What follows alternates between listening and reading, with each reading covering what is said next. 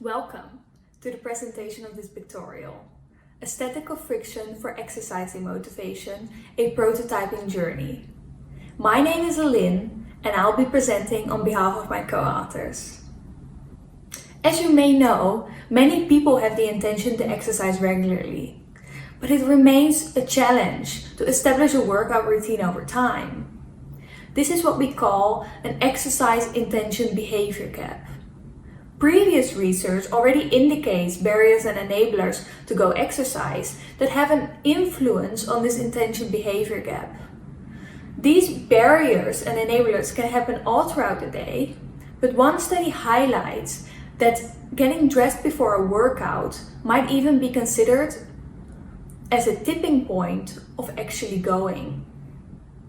Intervening in this moment of getting dressed by providing support or giving a nudge to get dressed might help people overcome this barrier. Nudging can take multiple forms. One of those is creating friction. Mark Hassenthal and Matthias Laschke introduced the aesthetic of friction, which include designs with an attitude known as pleasurable troublemakers. These troublemakers include frictional feedback that attempts to disrupt the routine and to imply an alternative course of action that is in line with their best self. The key principles of the aesthetic of friction are that the design has to be situated in the moment of choice. It has to imply an alternative choice, but it also has to give the user freedom if it doesn't suit them. And it has to encourage meaning making.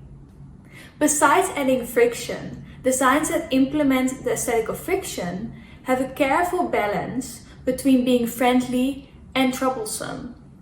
The carefully designed interaction makes sure that the balance between being friendly while adding friction remains. The design needs to be understanding of how difficult the change of behavior might be. And it can't be strict, but it should be non-intrusive and ambiguous. Another way to increase enjoyment is through making the product naive and cute.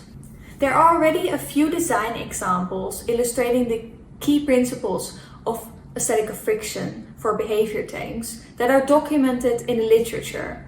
But the focus of these contributions lay on the understanding of the experience and interaction rather than the design process. So there's little known about how designers can actually explore material and interaction properties to design for the aesthetics of friction in a specific context.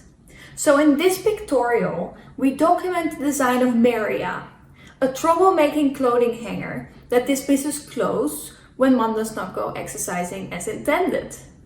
In this process, we focus on the aesthetics of the interaction to find out how a careful consideration of the look and feel influences the acceptance of the implemented friction in Menheere. The main contributions of this pictorial are a demonstration of how to apply the design paradigm aesthetic of friction throughout all stages of the design process, and 2, the insights into the role of friction in design for behavior change. So inspired by these pleasurable troublemakers, we generated ideas by quickly sketching concepts. In this phase of the design process, we already uncovered multiple kinds of friction through introspection. But without experiencing the aesthetical features of the concept, it just remains a matter of speculating how the movement, the feel, the sound, or interaction influences the balance between aesthetics and friction.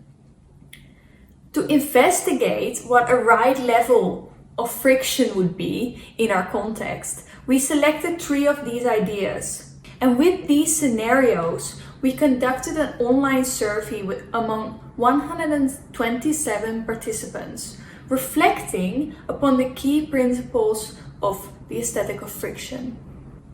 It appears that the ideas where the clothing starts smelling when you don't go exercising does not provide a way to cheat the system. The design is not understanding enough, and the clothing will start smelling no matter if the user wants to avoid it. So there is a lack of freedom in this concept.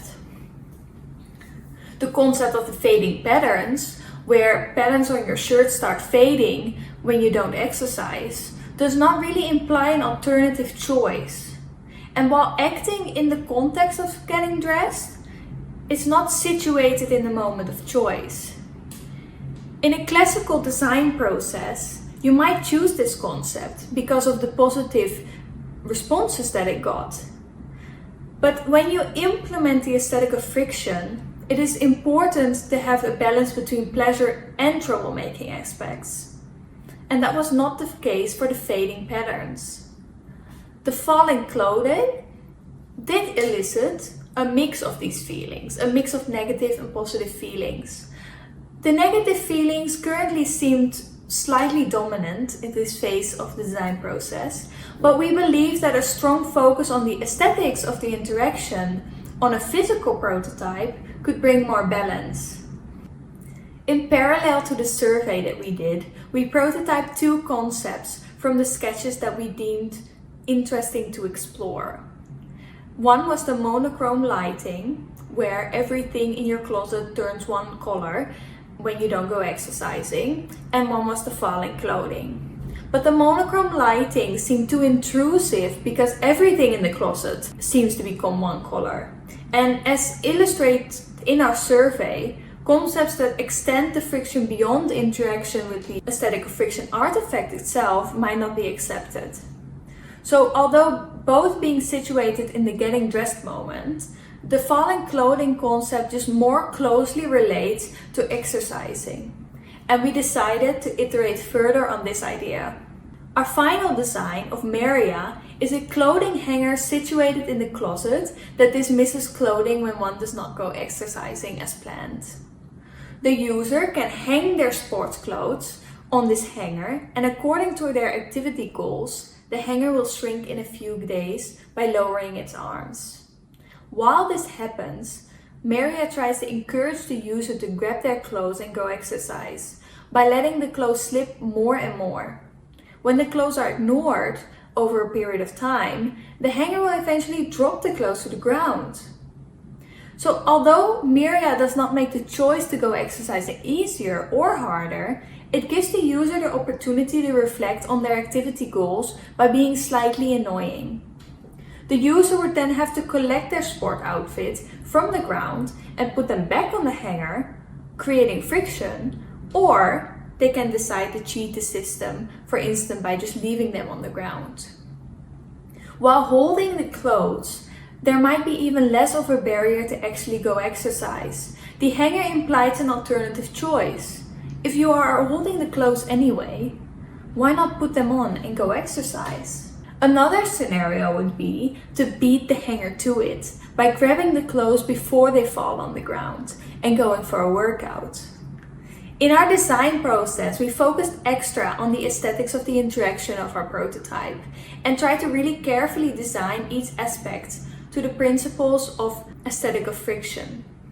After we made this prototype, we investigated how the careful crafting of the aesthetics of the design of Menheere influenced the acceptance of this friction.